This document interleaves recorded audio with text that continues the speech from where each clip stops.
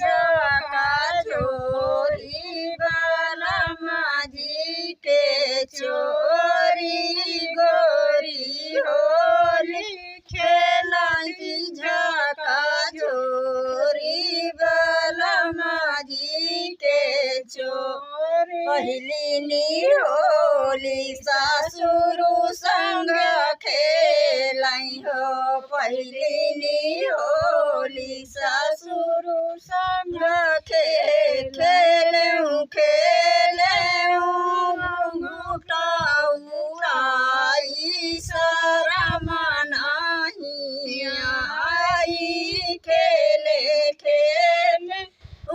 घुंघटा उड़ाई शरम नाही आई गोरी होली खेलाई गोरी होली खेलाई झका झोरी बलमा जी के चोरी दूसरी होली जेठ संग खेलाई हो दूसरी होली जेठ संग खेलाई खेले बहिया